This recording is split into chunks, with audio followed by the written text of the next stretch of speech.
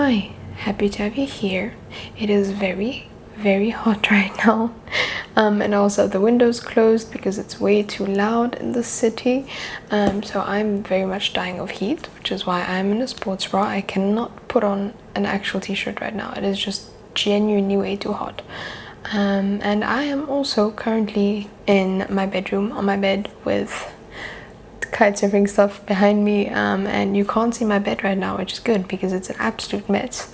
So is the bedroom because we are moving away in a couple days, moving out of Lisbon. I cannot wait to have some peace and quiet. I don't know if you can tell, but in some of the other videos you can hear so much noise in the background. And that's just a constant. It doesn't matter which day I decide to film, it's just a constant noise. So I'm so excited to finally have some peace and quiet and sleep with open windows. I'm not made for a big city at all. So in the month of June I read 10 books. I am pretty proud of 10 books. In the last 2 months I read quite a bit more, but it doesn't bother me so much because I still read 3,000 pages, which is pretty good. It's actually exactly 3,001 pages. I'm looking at my Storygraph stats right here, and even though 10 books is less than I read the last 2 months, I'd say 10 is a pretty good average if I'm not slumping for me. And also the reason why I am happy with it is because for the last third of the month I've been reading a book that needs to be read slowly, and that is the 100 Years of Solitude by Gabriel Garcia Marquez. I cannot believe that I finally felt up to reading this.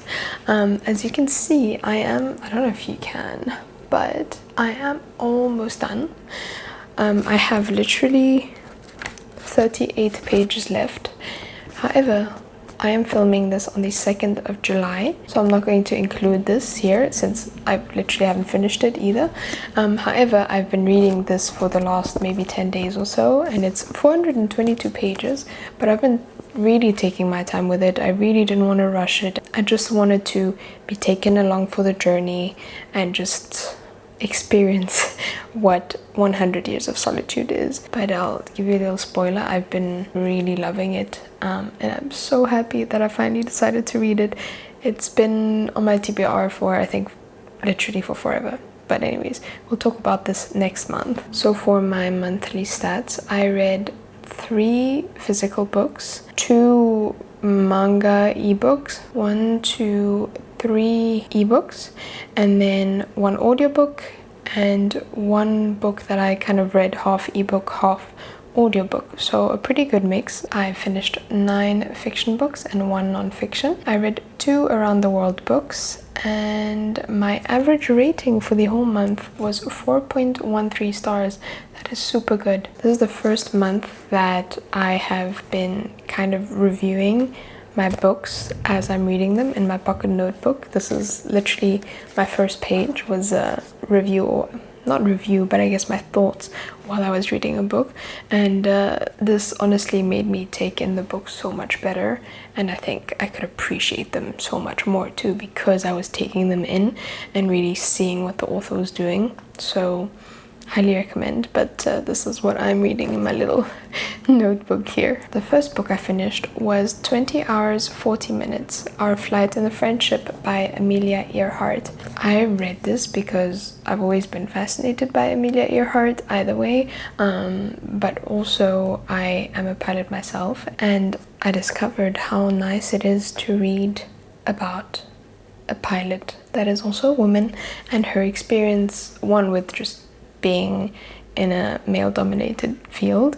as well as just her experience as a pilot, because I think as pilots, you know, we can learn a lot, like a shit ton from each other. And it's so cool because she was flying when the whole aviation industry was born, essentially. So it was really fascinating reading about how flying was done at the time, and they were really interesting little I guess facts or whatever that she shared that were normal at the time, but obviously that aren't normal now anymore. And then obviously she also discussed how it was for her as a woman, and she's quite funny. I really enjoyed reading from her because I feel like we like to look back and think of women who were not allowed to do anything, who were not welcomed in many industries and careers and whatever. And while that is obviously very true, and she does speak about it, how, you know, not many people have access, and the only reason she was able to do what she did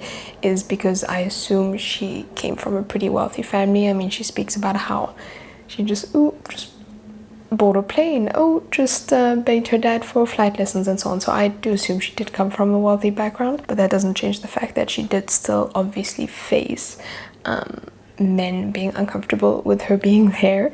And it was just so funny because usually you read about women of that time as victims, which of course they were to a certain extent. However, just because they were not allowed to do a lot, it doesn't mean that they didn't have the brains, didn't mean that they weren't hilarious, didn't mean that they didn't test the limits often as well. And just the way she talks is so funny as well. She talks about men similarly to how we talk about them today, and just kind of makes fun of them. Like, there's this one quote where she's like, "I was welcomed at the landing as the first woman to come to Newfoundland. I didn't get the point. Perhaps the agent meant flying? I don't know. I said I was honored. He said Newfoundland was la da da da da." She literally wrote it exactly like that. Just making fun of these men. So she was making fun of it, but also then still, you know, I guess not discussing it seriously, but not only making a joke out of it. She, for example, says there should be no line between men and women so far as piloting is concerned. Bring on the arguments. She also argues how large a woman's influence was in the automobile industry because they kind of dictated what their husbands got and were allowed to get and so on. I just really enjoyed seeing what life was like then from the perspective of a woman, not a modern woman, but a woman from then, and how she was essentially just shit talking, not scared to speak her mind, but still very aware of how she was and her fellow women were disadvantaged at the time. I loved it. And then she discusses what could be done. For example, she says, "Woman is conscious that she is intruding, or something akin to that, a feeling which causes hesitation. Gradually, it is being overcome where ability is demonstrated." And that is still very true for today, honestly. There was also a part where she mentions equipment is naturally designed for men. For instance, there's no parachute really adequate for women.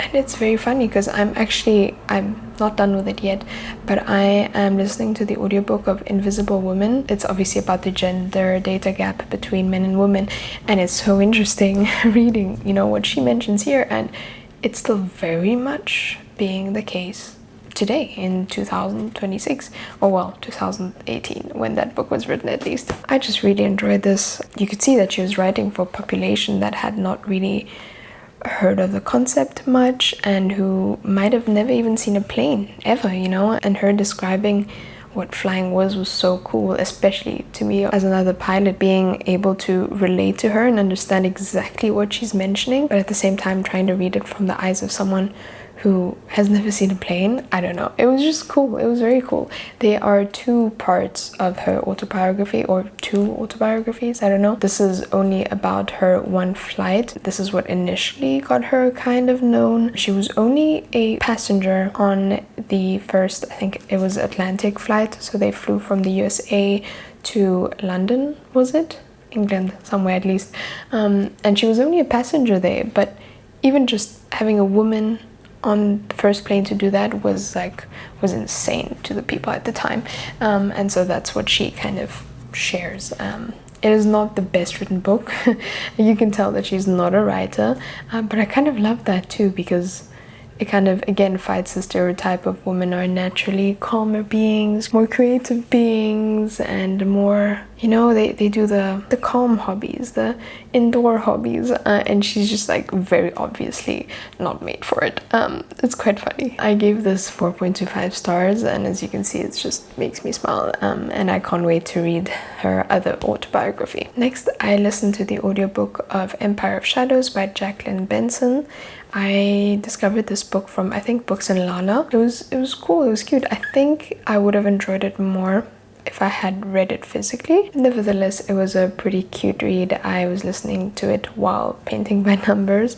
It reminded me a lot of the Ornithologist's Field Guide to Love. So you follow Ellie, and she's a scholar in the Victorian times in the UK, and as you can probably assume or guess, she is not allowed to do much as a woman. Even though she got the education after fighting very hard for it, she's still treated kind of as an assistant, as a, you know, someone that can bring you cookies instead of someone that did a whole ass degree on a part of history. And so she studied archaeology. Some things happen where she is arrested after marching for women's rights, and that essentially gets her fired from a job.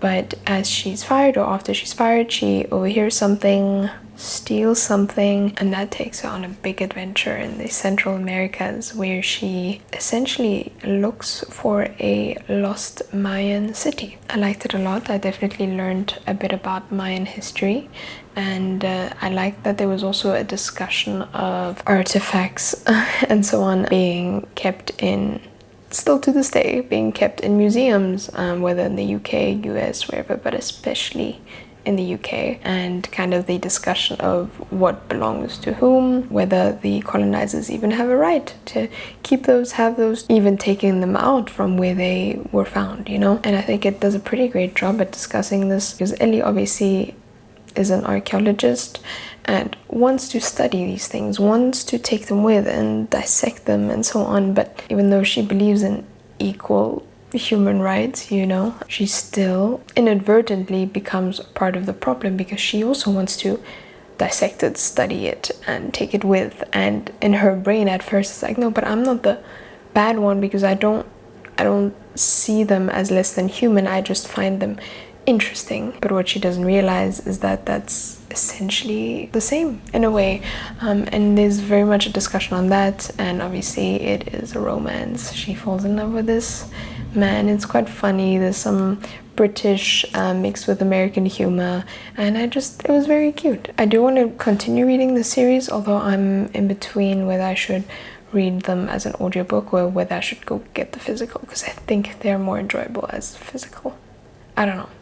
I just say that because the Ornithologist's Field Guide to Love, I don't think I would have enjoyed it as much if I had read it as an audiobook. And since they give a very similar vibe, I'm wondering maybe whether I should switch to physical for the series. And I forgot to mention, I gave this 4 stars. Then I finished, I think pretty much in one sitting, The Membranes by Chi Wei. And I read this with some of my friends. It was our monthly buddy read. It was very short. It had been on my radar for a while as a book for my Around the World challenge for Taiwan, and I'm super happy I read it. So that was one of my Around the World books. That book was not at all what I expected it to be.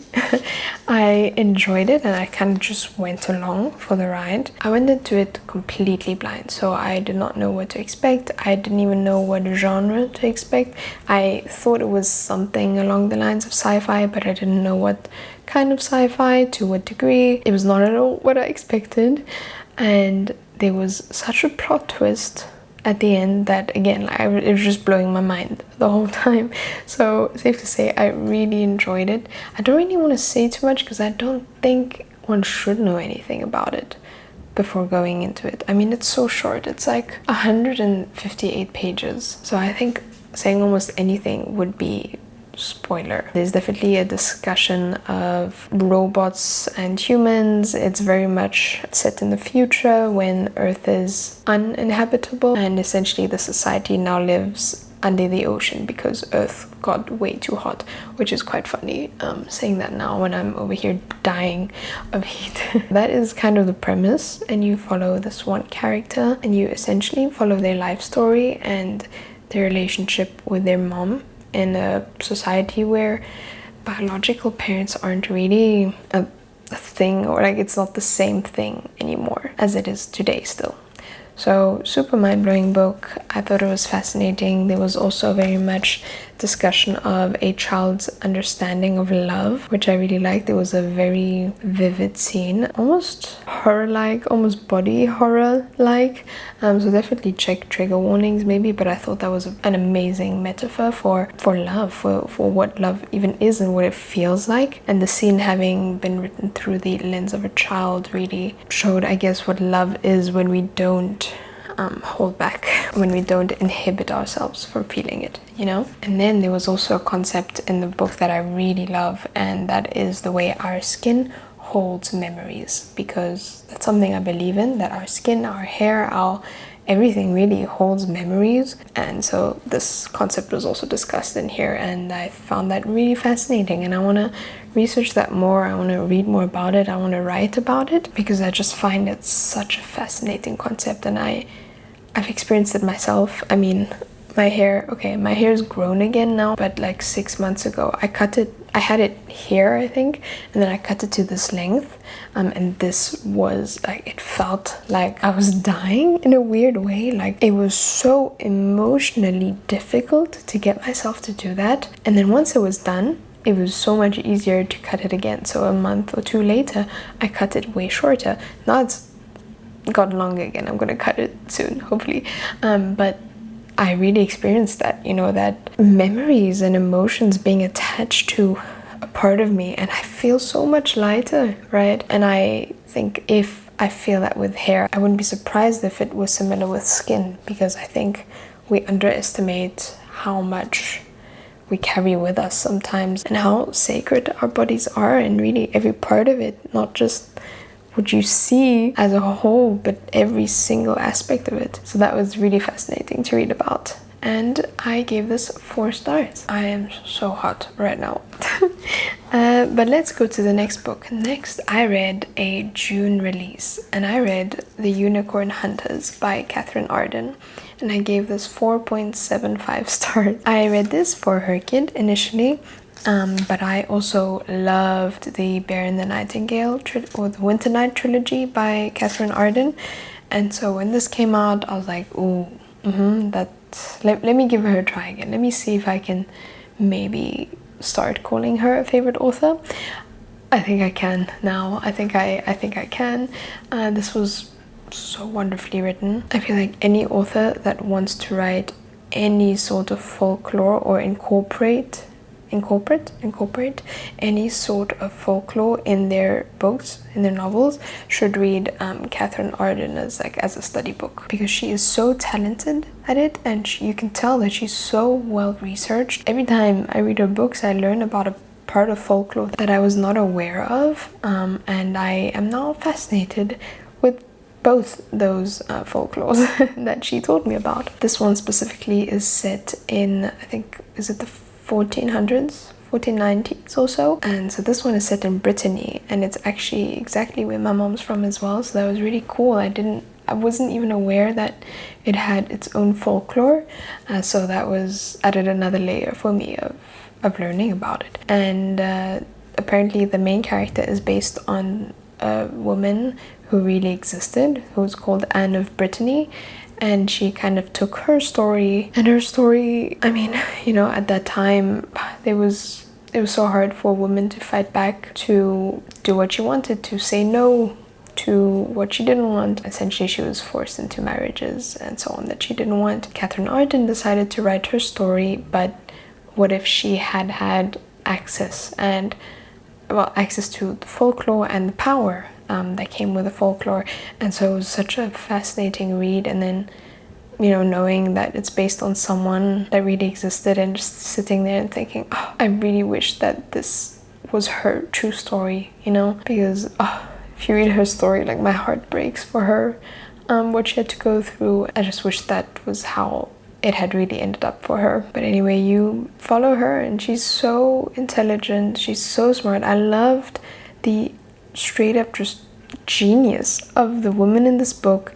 The men were kind of just, you know, following whoever told them what they should do, whereas the women were really the ones with the brains, and I loved that so much. Even the woman that you did not entirely agree with, or I guess the woman that you would see as a bit more of a villain in the story. Even them, you just understood why they did what they did. And even though you obviously weren't rooting for them, you were rooting for the main character, you couldn't hate them either, because it's like, I also understand. I understand that you need to do what you need to do to save yourself, to save your home. I also want to say that the atmosphere was wow. I was reading it with like a atmospheric instrumental on in the background, and that added so much. But I mean, I wouldn't have needed it. The book on its own was so atmospheric. I would sit there and read and almost feel the atmosphere like trickle into the room through the windows and doors. It was this dark, foggy, gloomy, cloudy atmosphere, and it just kind of oh, it was amazing. It kind of reminded me, I don't know if you've read One Dark Window by Rachel Gillick, but it was like a similar dark, foresty, gloomy atmosphere, and I loved it. It really it really sucked me in. The only reason I'd say that this is not entirely a 5-star is because there is a romance that I absolutely root for. I just feel that maybe it should have taken a little bit more time to develop, or at least maybe have started a bit earlier. I don't know. It came a little bit out of the blue. Even though I was entirely rooting for it, it still came a bit out of the blue. That would be my only real criticism. I would say maybe the pacing was not entirely perfect all the time, but like that's like really if I want to nitpick, you know. Other than that, amazing read, really amazing, and I highly recommend this, and I love this so much. Then I read Spy Family volume 13 and 14, and what can I say, they're great. I gave 5 stars to volume 13 and 4 stars to volume 14. Just love them. It's my cozy read whenever I feel like I can't really take any big brain books, or I just need a break, or I want to be transported somewhere but I don't want to, I don't know, go sit on reels or whatever. Then I pick up a Spy Family, and I think I'm caught up now, or maybe there's still the volume 15 that I need to read, but yeah, it's kind of sad. I'm gonna keep reading them as they come out. The next book I finished was Hear the Wind Sing by Haruki Murakami. Can you focus? This is a cute little tiny book, and I read this because I decided I wanted to read Murakami in chronological order, and this was his debut. You could definitely tell it's his debut, but you could see inklings of what he writes like now, minus a couple things. Like, I didn't quite get the point of this book. I gave it 3.25 stars. I enjoyed it just because Murakami always draws me in. I find his writing such a comfort. Even though the topics he writes about, I'm not always a fan of. Even his plot, his storylines, I don't always love. And I mean, if you read Murakami, you probably understand what I mean. Like, some of his stuff is just a bit, like, what are you trying to say? And like, was that really necessary? But his writing is what will keep me going back to him, and what will keep him as a comfort author probably forever. I don't know. This is the first in a trilogy, I think, called The Rat, and now I have to find book 2. I think it's called Pinball 1973. That's the next book I need to read for this. I don't know what to really tell you. I don't know if there was a point to this book. It feels a bit like it was just stream of consciousness writing, but it's not stream of consciousness writing. It's just feels like he didn't really stop, he just wrote. Does that make sense? If I read the back, this probably describes it. It says, I sit with the rat in Jay's bar. The rat is a friend of his. We smoke, we drink, we eat peanuts. We talk about writing, we talk about women. Maybe those really were the good old days. That's, there's no climax, there's no plot, there's not even real character work. I can't tell you, there's not really much in here. I really just purely love his writing. Yeah, what can I say? I don't have any other author that I have this experience with, but with him, I don't know. The next book I finished was Maps of Our Spectacular Bodies by Maddie Mortimer. And this book, I think here, it was longlisted for the Booker Prize 2022 and the winner of the Desmond Elliott Prize. This has been on my TBR for ages, for almost 3 years now. I bought it in Chiang Mai in Thailand in November 2023. So it's been here a while, but I never felt like it was the right time to pick it up. And I'm glad that I waited, because I think that I read it genuinely at the exact right time. I cannot rave enough about the writing in this book. At times I do feel like it dragged a bit, or maybe the author could have left out certain paragraphs that kind of made it too long. But other than that, this was fascinating. It is like a mix. I don't know what you call this type of writing, but it's like a mix between normal prose and poetry. I don't know if there's a name for that, but reading this, I think I now understand why people read poetry. I understand why they're obsessed with it. I understand why it makes them feel things, because this made me feel things, and not because of the content, right? So this is a story about a woman who is diagnosed with cancer for the second time in her life, and you kind of assume that this time it might be worse, and you don't know if she, if she will get out of it. Again, follow her and her life with her mom, her husband, her daughter, and a best friend of hers. And you think, you follow someone having cancer, of course it is sad. The content is of course sad, because it is a terminal illness. However, what truly made me feel was the writing. Like, I didn't cry, but the writing felt so visceral. I don't know how else to describe it. I wrote like lots of little notes on it, but essentially, if I can find some of these pages, I literally just wrote visceral, I need to fucking breathe, because it made me feel so much. Okay, it was here, page 84. So, look at this. Okay, so as you can see, the words are kind of scattered everywhere, right? And you think, okay, I don't know, maybe it's a cool quirk or whatever. This is a scene of her receiving chemotherapy again for the first time since being re-diagnosed. And when I tell you this, I literally wrote, I can't describe how this writing literally jumped off the page and surrounded me like a whirlwind. Like, it felt like this writing was literally coming off the page and just like taking my emotions with it, surrounding me, and just fully making me experience the words. Like, Maddie Mortimer has really showed me the power of words and the magic of words, really, like how you can play with words. Words are not only a spoken sound, they are not only a written, they are not only a mix of letters that you wrote down and that, got a definition. You can do so much more with letters, with our alphabet. And I have never been exposed to how much you can do with letters on a page. And I found it so fascinating. Here's another example of her playing with the words. Let me go to the front. So this is what it looks like. But I don't know if you can see over here, patched tightly together is literally patched tightly together. And then here, down here, literally says, I love it when she lies. I can feel guilt literally trickle down. You see?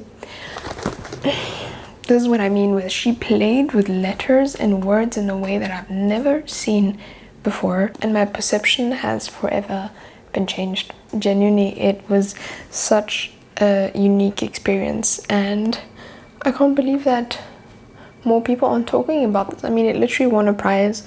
It was longlisted for the Booker Prize. I've never seen it anywhere. The reason I had added it to my TBR initially was because I thought that it was about a girl, like a young girl being diagnosed with cancer, and how it was for her, because my little cousin experienced that. He was diagnosed with cancer and unfortunately passed away at the age of 16, or he was about to turn 17. And I picked it up because I wanted to understand what he must have gone through, so I didn't exactly get out of it what I wanted to. But through this, I found a way of writing that I've never seen before. So I'm not complaining. I gave this a 4.25 stars. I think the second half of the book kind of ended up dragging a bit, but I'd say the first half was definitely 5 stars, and then the second half maybe 4 stars. That's why I settled for around 4.25-ish. It's just wow and visceral are my keywords literally for this book. Next, I finished Dissection of a Murder by Jo Murray. I read that for my May release in her kid. And this is a courtroom murder mystery, essentially, where the lawyer solves the crime. And I love anything courtroom. I absolutely am obsessed with that. I much prefer murder mysteries where you follow a lawyer rather than a policeman or so on. I think the books that got me into this type of murder mystery is the Girl with the Dragon Tattoo by Stieg Larsson books. Yes, I know that you're not following a lawyer, that you're following a journalist, but still that same sort of discovering information, and I loved it. And I'd say the whole way through I enjoyed the book. This was a debut, and you could definitely tell in some ways, like in some cases you could tell that the author was just not trusting the reader to think for themselves. For example, there was a part where certain two people were acting a certain way to each other. They were acting in a way that you deduce that the relationship might be souring, you know, that their connection might be disappearing or whatever. But then the author felt the need to emphasize all of this showed how our relationship was souring or whatever. And it was like, yeah, I got that from like how you guys are treating each other. You really didn't need to reiterate that. And then there were a lot of repetitions. For example, very, very often it was written, he or she paused to let the jury take it in. Cool, I got it. Okay, and then it was repeated one more time. I was like, yeah, I get it. You know, you're pausing so that the jury can take it in. After the like 20th, 30th time, I was like, I get it.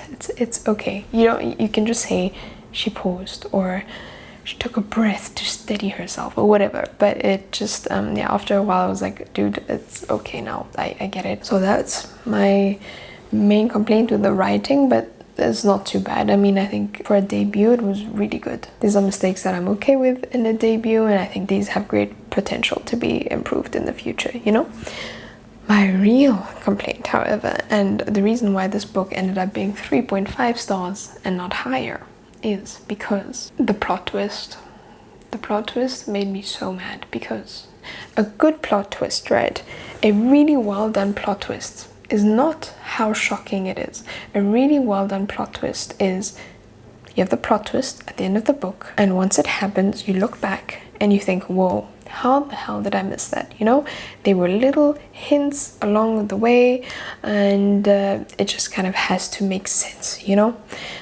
This was not the case. You could tell that the author just wanted to make it shocking, and it wasn't even that great of a plot twist in my opinion. Like, I mean, when I started the book, I guessed that this could potentially be the plot twist, and throughout the whole book I was praying, please do not make this the plot twist, because that would be probably the laziest thing you could be doing right now. Yeah, I was not impressed. It was purely for shock value. It was not realistic, and especially, so if I say more I'll spoil some, but there was just a certain writing style that she used that just does not work if you want a specific plot twist. So yeah, all in all, I think the plot twist was, it just kind of made me a bit mad and kind of tired of like, come on, can we not come up with better plot twists? Or if she really wanted to keep this plot twist, she had to have written it differently and more cleverly, and I think that's sad, because I really liked the whole book, just the plot twist completely ruined it for me. But well, it's okay, I still enjoyed most of it.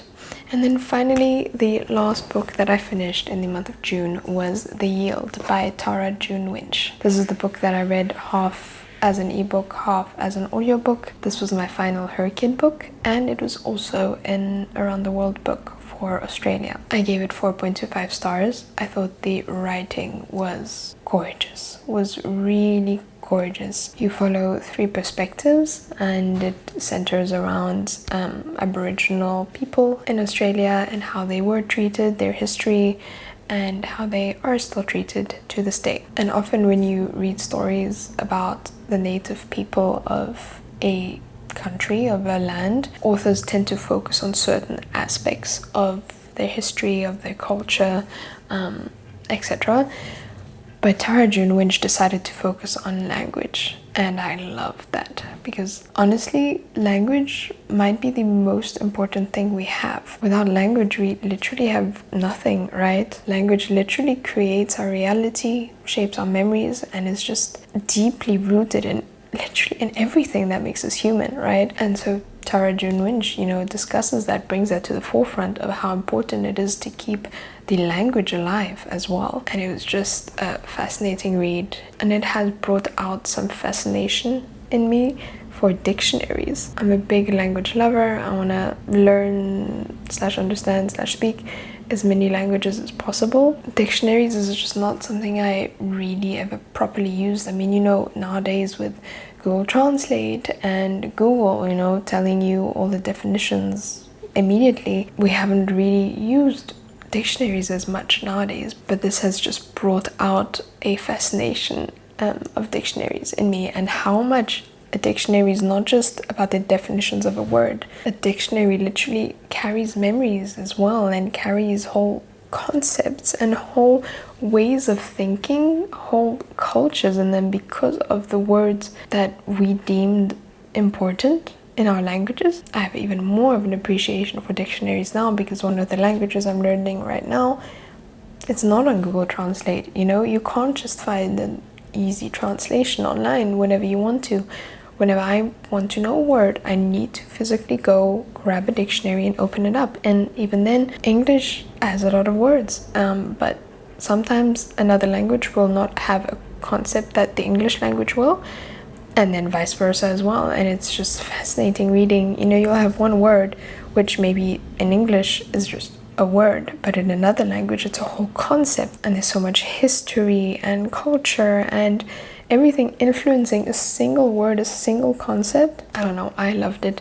I love dictionaries, and I now really want to collect dictionaries actually.